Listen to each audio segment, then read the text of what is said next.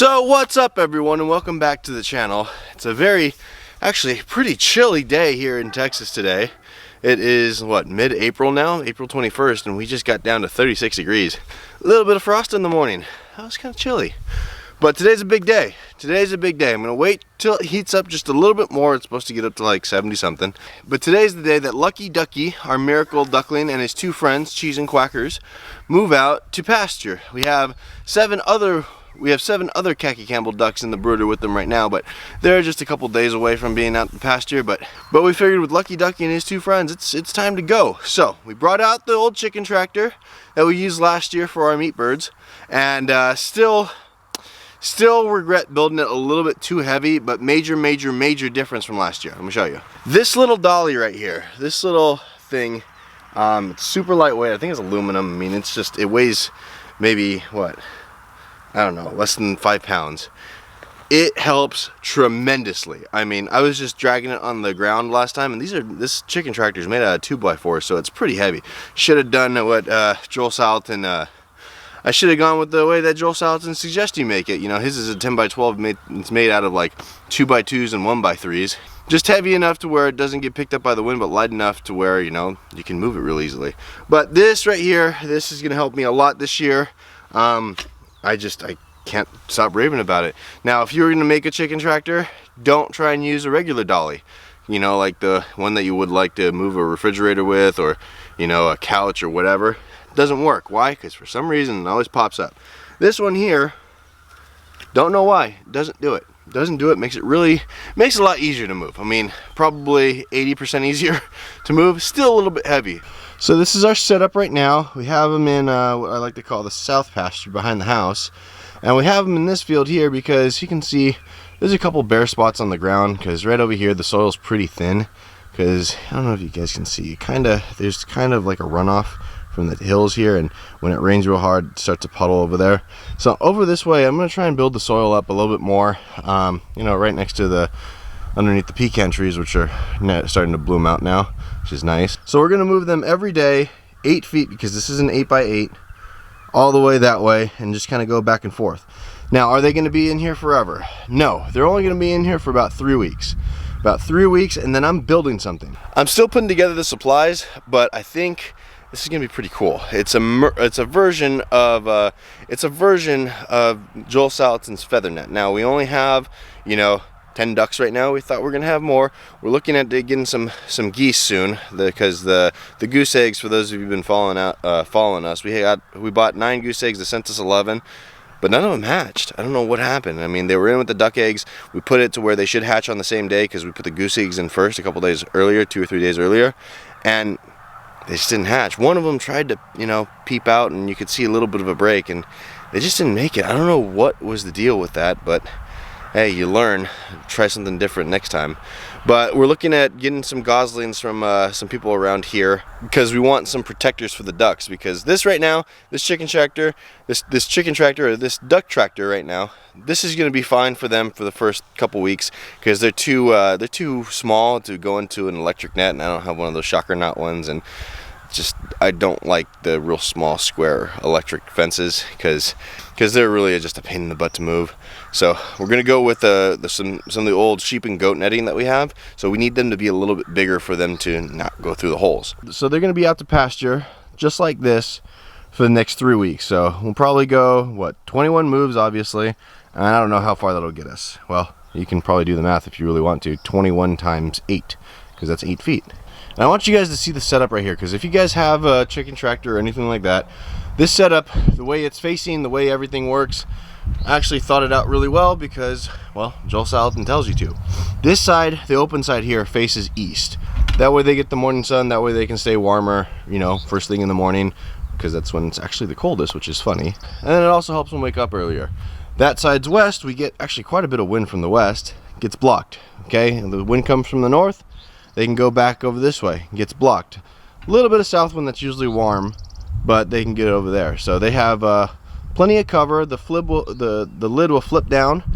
This is actually the one that I have on hinges too, so that makes it easier. So what we're gonna do is go take care of the cows first and wait for it to heat up just a little bit more because it's still like 43 degrees out. So that's just a little bit too cold for ducklings to go from the brooder straight out to pasture at 43 degrees. Once it gets above 50, we'll move them out here, and hopefully that lines up with when we're done taking care of the cows. So we'll go do that. What's up, cows? What's up? Hey, Ellie. You guys good? Yeah, you're a good girl. I know. Actually, today I'm going to do something way different than I normally do, and that's I'm not going to move them. I overestimated the amount of grass that's in here, I underestimated the amount of grass that's in here, and I still want them to beat this down quite a bit more. I actually might move them later on this afternoon, depending on what it's looking like. They're going to go into that paddock right there that is full of clover and everything else that's really good for them. I mean, the grass over here, these paddocks that we have, these are our best ones that they just happen to be in right now. I mean, it's just ridiculous. Got to go, put the mineral, wagon back up, because somebody, they like to flip it, especially with their horns. They like to rub up on it, and this one here, she will just go and she'll flip it. So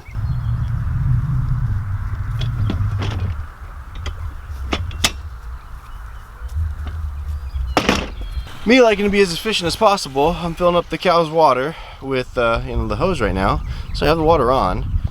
Bring over the chicken water, or duck water. It's duck water right now. Why not, right?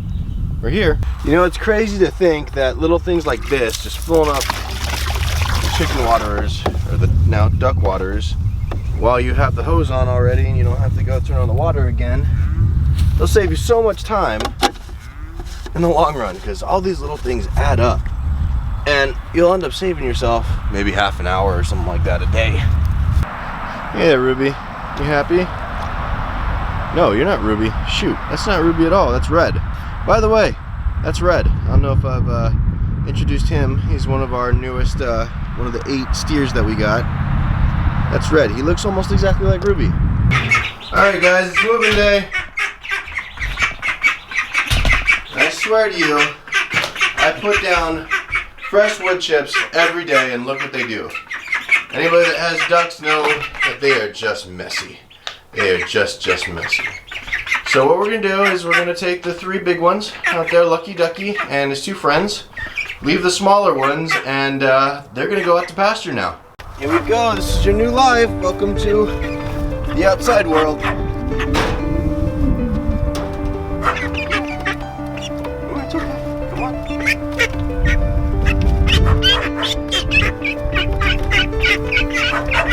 There you go.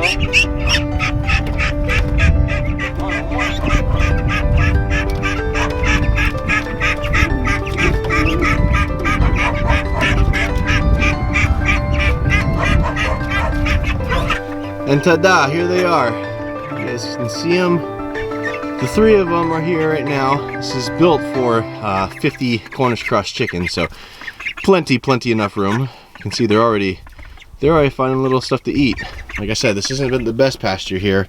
It's kind of thin, it's underneath the tree-ish. Hopefully the nitrogen in their duck poop is going to help, make this better.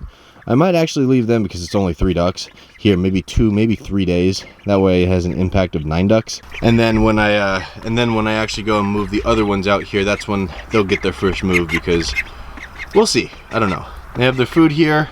I'm building a different kind of feeder to where, we're not putting the feed on the ground like we did last year, because I felt like that wasted a lot. And then they have their water right here. And we'll probably mix in some grit when we refill their feeder. And they're going to be good to go. They're going to be great to go. Look at that. Look, they're already eating their greens. They're already happy. They're like, oh, that was dramatic, but you know what? We get fresh grass. We get to be outside living like ducks normally. Living like ducks normally would, not in a confinement house. And you know what? It's funny. I showed you guys the ducks in the brooder, and that's how similar that they would have to be kept if they were, for commercial, kind of production.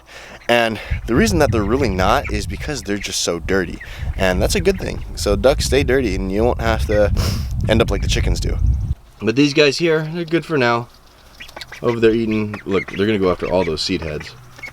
because technically that's kind of grain, seed, but you know, not like corn or whatever. Because the feed that we give them, no corn, no soy, non-GMO. It's actually kind of made from peanuts.